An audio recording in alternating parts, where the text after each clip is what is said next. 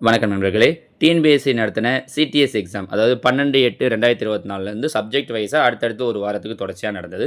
அதில் அவங்க கேட்டிருந்த ஜென்ரல் ஸ்டடீஸ் கொஷின் பேப்பரில் இருக்கக்கூடிய மேத்ஸ் கொஷின்ஸ் தான் நம்ம ஒன் பை ஒன்னாக பார்த்துட்டு வரோம். பாருங்கள், அந்த வகையில் இது 9வது கேள்வி. இந்த கொஷின் பாருங்கள்.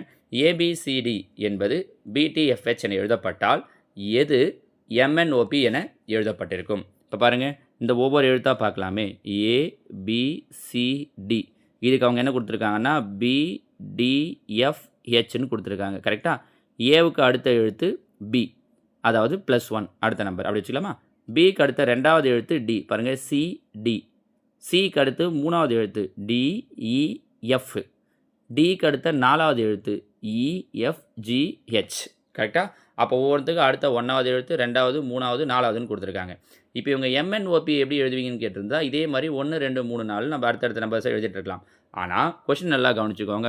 அவங்க என்ன கொடுத்துருக்காங்கன்னா எது எம்என்ஓபி என எழுதப்படும்? What will be written as MNOP? அப்போது இந்த ஏபிசிடி இருக்கிற இடத்துல இந்த எம்என்ஓபிக்கு என்ன வரணும் அப்படின்னு கேட்டிருக்காங்க. புரிஞ்சு முடியுதா? இப்போ ஏவிலேருந்து வரணும்னா +1 +2 +3 +4ன்னு பார்த்தோம். இவங்க கேட்டிருக்கிறது ஆன்சரை கொடுத்துட்டாங்க, அதாவது எம்என்ஓபின்னு எழுதிட்டாங்க. இங்கே என்ன நம்பர்ஸ் இருந்திருந்தால் நாம் இதை மாதிரி எழுதியிருப்போம் அப்படின்னு கேட்குறாங்க. அப்போ ரிவர்ஸில் வரணும். எம்முக்கு ஒரு எழுத்து முன்னாடி. கரெக்டாக புரியுதுங்களா நம்ம சொல்ல வர்றது? சரிங்களா?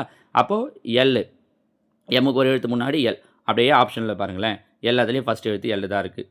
எண்ணுக்கு 2 எழுத்து முன்னாடி, அதுவும் என்ன தான் வரும்? எல் தான் வரும். அப்போ ரெண்டாவதும் எல் வரணும். ஸோ இது எதுவுமே கிடையாது. கண்டிப்பாக ஆன்சர் ஆப்ஷன் ஏ தான். ஓவுக்கு 3 எழுத்து முன்னாடி, அதுவும் எல் தான். பிக்கு 4 எழுத்து முன்னாடி, அதுவும் எல் தான். நீங்கள் வேணால் யோசிச்சு பாருங்கள்.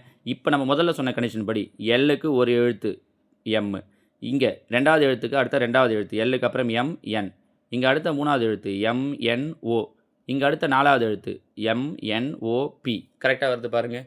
So answer option A, L. நம்ம இங்கே என்ன பண்ணுறோன்னா இதே கண்டிஷன் வச்சு எம்முக்கு அடுத்த 1வது எழுத்து, எண்ணுக்கு அடுத்த 2வது எழுத்து, இதுக்கு 3வது, இதுக்கு 4வதுன்னு சொல்லிட்டு யோசிச்சு பார்த்தா நல்ல வேலையாக அவங்க ஆன்சரில் அந்த மாதிரி கொடுக்கவே இல்லை ஒரு ஆப்ஷனே.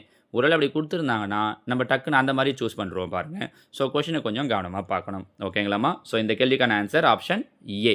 ஓகேம்மா, தேங்க்யூ.